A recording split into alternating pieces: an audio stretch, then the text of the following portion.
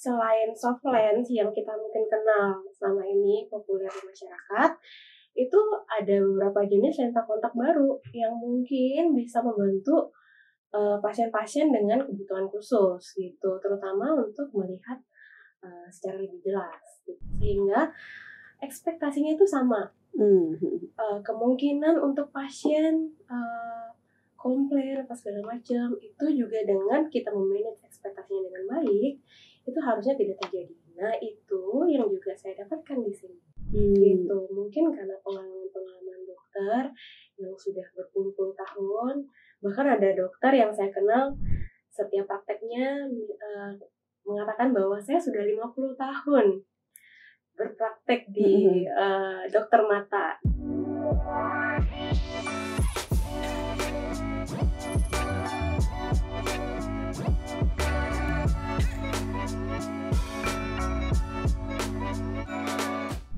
Halo, kembali lagi bersama saya Arnita. Kali ini kita kedatangan salah satu dokter kita, Dr. JC dari JC Bali Denpasar. Bersama saya Dr. Anggasari Dewi Spesialis Mata. Beliau baru saja menyelesaikan masa fellowship-nya, jadi belajar nih mengenai servis refraksi dan lensa kontak selama kurang lebih 6 bulan. Yuk kita sapa. Halo Dokter Angga. Halo Mbak Anita. Apa kabar nih Dok? Kayaknya seneng banget setelah 6 bulan akhirnya bisa pulang ke Bali. Betul, panjang sih, tapi enggak juga ya, tergantung lihatnya juga ya. Iya. Tapi gimana Dok, Jakarta dibanding Bali? Seru gak Jakarta? Ya, bulan. Punya keunikan masing-masing lah, nggak bisa dibanding-bandingkan. Cuman memang ya istilahnya metropolitan dengan kondisi Bali yang notabene juga daerah wisata ya, ya paling mirip-mirip lah kalau masalah lintas. Macetnya maksudnya. Tapi panasnya beda ya, panasnya Bali sama panasnya Jakarta ya. Betul. Bali itu benar-benar ya siap-siap tanning lah. Emang mau tanning, kalau di Jakarta emang tanning.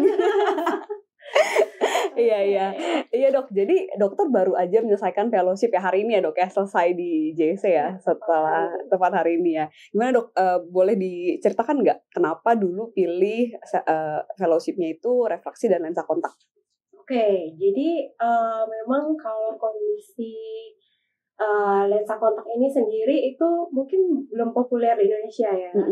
Cuman kalau di dunia saat ini itu lensa kontak itu lagi berkembang gitu.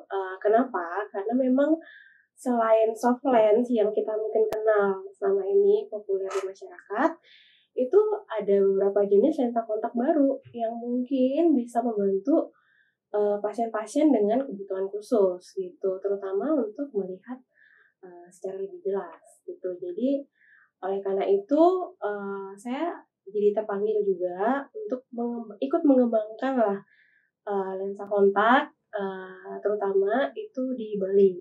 Jadi sehingga banyak pasien yang mungkin bisa kita bantu untuk penglihatannya dengan lensa kontak. Aku jadi muncul 2 pertanyaan nih. Contohnya tadi lensa kontak baru tuh apa Dok? Terus yang kedua di Bali berarti udah banyak belum sih Dok dokter lensa kontak? Oke, jadi kalau lensa kontak yang baru itu mungkin beberapa masyarakat udah tahu ya, kayak Ortoke gitu. Jadi di JC di Jakarta pun lagi berkembang-kembangnya untuk Ortoke ini untuk membantu anak-anak dengan kelainan miopia mata minus. Jadi untuk menekan laju pertumbuhan mata minus pada anak-anak seperti itu, atau scleral lens, atau adanya RGP gitu. Jadi juga membantu penglihatan pasien-pasien yang mungkin kalau secara refraktif surgery itu sudah tidak bisa dibantu, tapi dengan lensa-lensa ini penglihatannya sangat maju. Jadi kualitas kehidupan pasien itu pun juga akan meningkat seperti itu.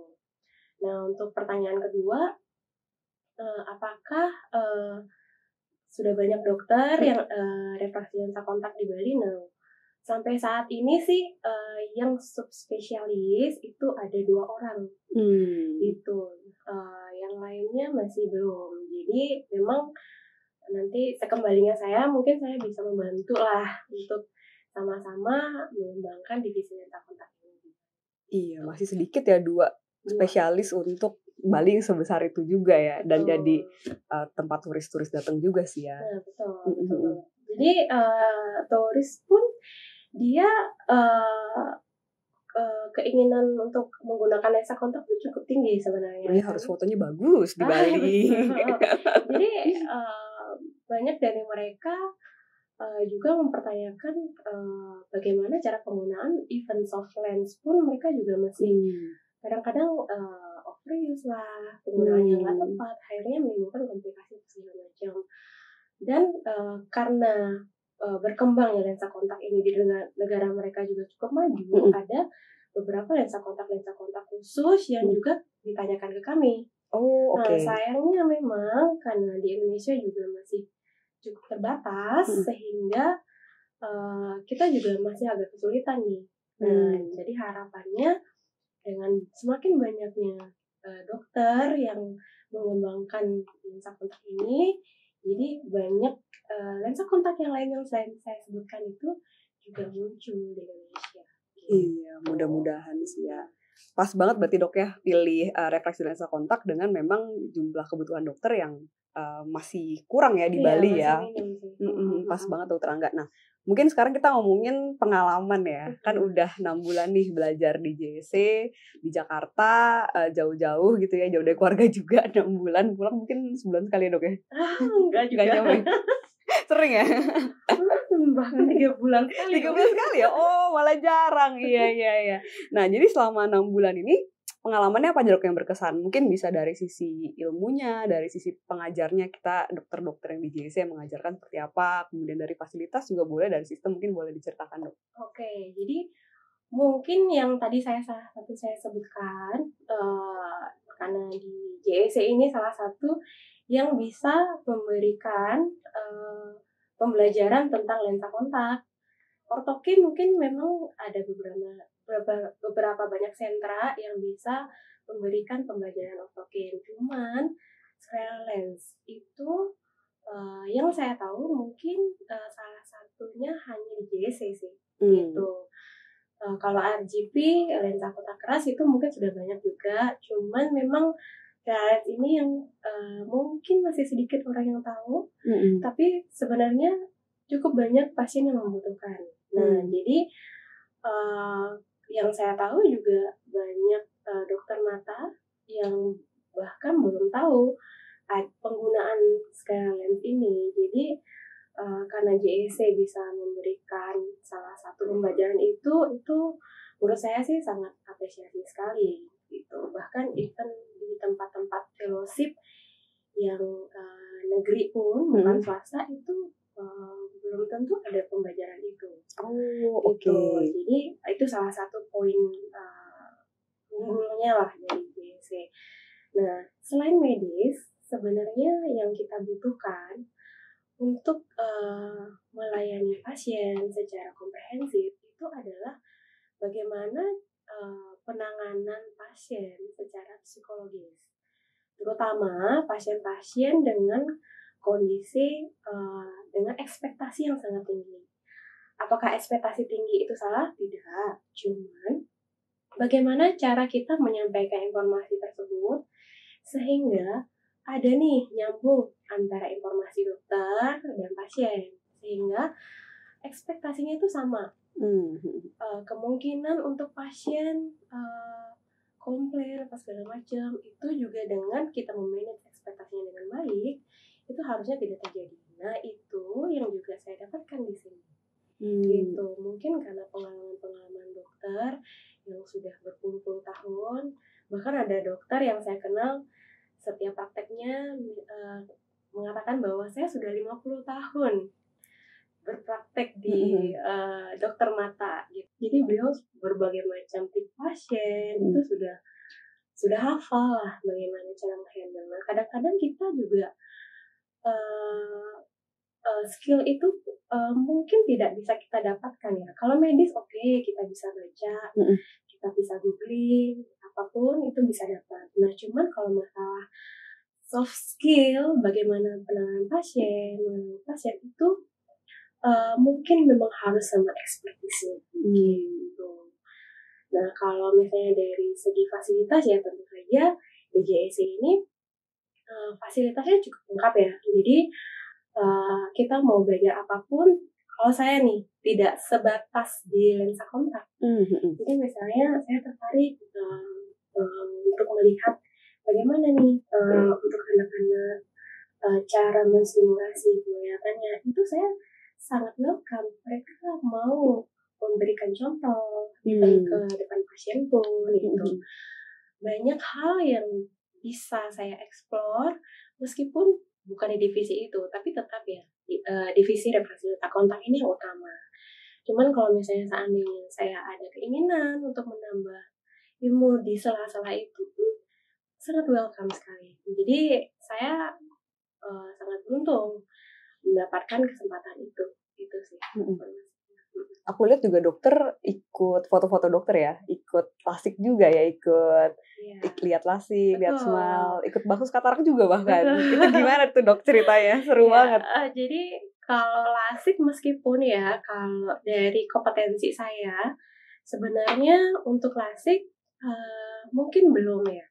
Tapi setidaknya kalau misalnya ada pasien bertanya ke saya itu gimana sih dok, saya punya lasik gitu. Saya dengan sudah pernah melihat dan sudah pernah mendampingi dokternya menangani lasik, jadinya saya udah ada ilmunya nih. Jadi kalau next pasien ada bertanya, saya ada informasi yang bisa saya sampaikan. Nah, ataupun misalnya next saya mau lanjutin nih kurs lasik gitu, saya udah ada bekal, paling enggak ilmunya saya udah tahu gitu. Jadi nanti tinggal pengembangan skillnya gitu, skill dari bagaimana cara memotong segala macam gitu. Kalau untuk baksos katarak sih ya saya juga beruntung juga. Jadi memang ada dokter gitu yang memang rutin melakukan baksos. Jadi saya diajak ikut untuk membantu saudara-saudara kita yang ada di daerah Jawa Barat gitu. Jadi selain menambah skill saya pikir juga saya ingin tahu bagaimana sih cara mengelola baksos tidak hanya di Bali, tidak hanya di Jakarta, tapi di daerah-daerah lain itu apakah berbeda, apakah sama. Nah, jadi pengalaman itu sih yang saya harapkan bisa saya dapatkan. Iya. Berarti tadi nggak cuma dari klinisnya aja, tapi dokter juga kayaknya paling berkesan aku dengar cerita dokter experience menghadapi pertama bersama expertise yang udah berpuluh-puluh tahun gitu ya, dan pasien-pasiennya juga yang juga macem-macem gitu ya, yang kayaknya nggak bisa dipelajarin kalau nggak fellowship ya di JC itu ya. Karena kan kita punya yang dari yang sangat udah 50 tahun, ada yang mungkin masih muda gitu, tapi juga sangat bagus dari sisi klinisnya gitu ya, dan juga ada opportunity lain untuk melihat tindakan-tindakan yang lain lah ya, kayak lasik tadi, terus juga ada kesempatan baksos bahkan gitu ya. Jadi memang karena kita juga servisnya lengkap, jadi banyak yang bisa dilihat ya di sini ya. Jadi apapun itu benar-benar di provide. Jadi nggak ada tuh istilahnya nggak usah nggak. Jadi semasih memang tidak keluar dari koridor jalurnya itu, ya tetap harus kita mengembangkan diri, ya komunikasi lah sama Mbak Arnita, sama tim Risding yang lain, memungkinkan nggak gitu. Semasih tidak mengganggu, harusnya sih kita enjoy aja ya. Sama ini saya nggak pernah merasa dibatasi. Oke. Gitu. Mantap, itu yang dicari dok. Iya. Berarti ini selesai dari sini langsung praktek dok minggu depan atau gimana? Iya. Langsung praktek ya. Udah ada planning mau menerapkan apa aja nih di Bali, karena kan berarti belum ada ya dokter refraksi lensa kontak di sana ya? Oh sudah. Oh, di JC Bali-nya. Oh, udah ada ya. Ya. Berarti mau gimana? Iya, jadi pastinya sih kita akan bersama Dr. Chokwi itu kita bersama-sama mengembangkan lensa kontak ini gitu. Karena kembali lagi salah satu ortoke. Ortoke itu di Bali saat ini belum ada. Jadi memang di Bali itu kita kalau tidak salah akhir Desember gitu atau awal Januari itu kita sudah launching ortoke di Bali. Nah, peminatnya juga cukup banyak. Nah, cuman mungkin beberapa pasien atau orang tua pasien itu masih ragu karena memang ortoke ini masih kurang populer kalau di Bali. Nah, itu yang mungkin kita berusaha untuk mengembangkan. Jadi harapannya kita bisa membantu kemungkinan pertambahan laju pada minus pada anak-anak. Karena saat ini kan kita tahu ya, kita sudah melewati pandemi yang cukup panjang. Anak-anak kerja di belajar rumah, di laptop gitu ya, komputer. Terus keluarga juga memberikan iPad gitu dari sejak dini. Jadi minus pada anak-anak itu tinggi-tinggi. Jadi bahkan umur 7 tahun gitu, yang pasien-pasien kesini itu sudah minusnya 3, 4 gitu. Nah itu yang sebenarnya harus kita waspada. Maka dari itu mungkin sebelum saya dulu sebenarnya udah banyak orang yang bertanya, ini anak saya minusnya tinggi ya, harus diapain ya gitu. Nah waktu itu saya nggak tahu juga ini harus diapain ya gitu. Paling ya udah pakai kacamata aja gitu. Harapannya dengan ortoke ini kita bisa membantu orang tua untuk bisa menjaga mata anaknya akan lebih itu sih yang paling utama. Selain memang lensa kontak yang lainnya memang harus tetap dikembangkan. Nah iya itu penting dok, soalnya saya juga pengalaman pribadi, saya sekarang udah di LASIK, di JC juga, jadi udah free. Minus saya terakhir minus 12, tapi saya tuh baru ketahuan minus itu pas kelas 4, umur kelas 4 langsung minus 4. Itu karena saya nggak tahu bahwa itu tuh karena nggak kelihatan, jadi saya selalu duduknya di belakang tuh saya ngeluh nggak kelihatan. Akhirnya di depan gitu, tapi nggak pernah bilang ke orang tua juga. Setelah dicek kenapa nih anak saya kalau nonton TV selalu deket banget gitu, pas dicek udah minus 4. Jadi menurutku sih, aku nggak tahu ya di zamanku ya mungkin itu ya. Kalau sekarang harapannya sih itu edukasi sangat penting karena anak kecil nggak tahu sih kalau dia minus, dan kita di zaman itu pasti nggak ada ortoke, itu aku berapa puluh tahun lalu gitu ya. Jadi sekarang kalau udah ada sih itu sangat-sangat membantu sih gitu ke depannya. Sebenarnya saya koreksi ya, ortoke ini sebenarnya nggak baru-baru banget kok. Cuman kalau masuk ke Indonesia memang baru, mungkin beberapa tahun lah. Tapi kalau di luar negeri itu sebenarnya sudah dari tahun 60-an ya. 60-an. Jadi saya sempat baca salah satu literatur itu memang ortoke mulai dari 60-an itu. Nah, cuman memang desainnya diperbarui terus sesuai dengan kebutuhan. Nah, cuman memang kalau yang beredar mungkin memang baru beberapa tahun terakhir gitu. Dan terkait sama Mbak Anita memang penting ya, kenapa ortoke ini sangat kita gembar-gemborkan selama ini. Minus pada anak itu harus menjadi perhatian kita bersama, karena memang anak-anak itu mengalami pertumbuhan. Meskipun berakhir di 12 bisa dilasik. Nah, cuman kan tidak hanya sekedar lasik yang kita harus perhatikan. Kondisi saraf matanya, segala macam itu juga tetap mempunyai risiko yang lebih tinggi. Orang dengan mata minus ya dilasik ya mata depannya doang yang diatur, cuman kondisi sarafnya itu tetap sama. Nah itu yang harus kita jaga bersama. Jadi kalau misalnya waktu itu nih flashback ke waktu SD kelas 4 ya, nah waktu itu kalau misalnya udah pakai ortoke mungkin akan tetap bertahan di minus 4. Jadi kondisi matanya akan lebih baik lah gitu kan. Betul. Belum lagi kita bicara kualitas hidup juga sih dok sebenarnya. Aku umur segitu udah minus segitu, kacamatanya bayangin sebel apa, pantat botol kalau orang bilang kan. Minus 12 tuh sangat udah beda apa ya, rasanya kayak dunia baru gitu ketika udah dilasik gitu. Bayangkan kalau aku nggak minus segitu itu lebih olahraga kan lebih enak juga, dan melakukan berbagai kegiatan juga udah nggak dibatasi oleh frame sih. Betul. Itu sih mungkin. Dan minus yang lebih tinggi dari 4. Bayangkan minus 4 misalnya plus silinder itu mahal minta ampun. Betul. Belum lagi anaknya itu harus diganti. Mahal banget. Betul. Setiap 6 bulan, setiap setahun. Lumayan kan. Jadi kita sekarang mulai harus berpikir bagaimana cara mengurangi kendala-kendala itu, entah itu secara finansial, entah itu secara medis, bagaimana mengatasi di masa ke depan. Karena memang kan kita, kalau kami sih dari dokter juga tidak hanya berpikir oke, yang penting pasiennya sekarang sembuh, udah. Kita harus berpikir juga 10 tahun ke depan bagaimana, 20 tahun ke depan bagaimana. Gitu. Itu pastinya saya mendapatkan ilham dari salah satu dokter yang selalu mengatakan seperti itu. Betul. Preventif lebih penting lah ya sebetulnya dibandingkan koreksinya. Betul. Iya. Siap. Mungkin terakhir sih dok. Ini kan di JSC kita punya banyak sekali program fellowship. Salah satunya dokter juga ikuti refraksi lensa kontak. Mungkin boleh nggak dok kasih sedikit kesan-pesan atau testimoni atau mungkin ajakan juga nih ke rekan-rekan sejawat dokter yang lagi memikirkan mau fellowship di mana ya gitu. Mungkin boleh nggak kasih kesan-pesan yang baik-baik aja dok ya ke penonton podcast ini. Oke. Terlepas memang saya warga JSC ya, mungkin memang yang namanya program fellowship nggak ada yang sempurna ya.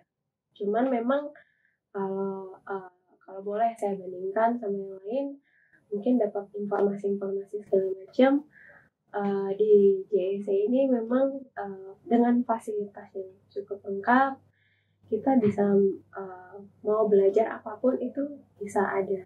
Jadi dokter-dokternya juga sangat welcome. Even setelah fellowship berakhir, itu kan saya udah sempat ketemu beberapa dokter.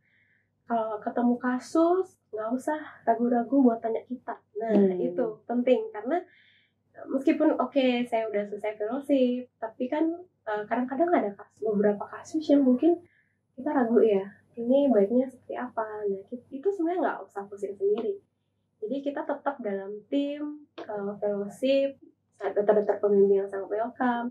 Kita tetap bisa diskusi lah bagaimana penanganan terbaik untuk pasien ini gitu. Jadi ujung-ujungnya sih buat pasien juga gitu.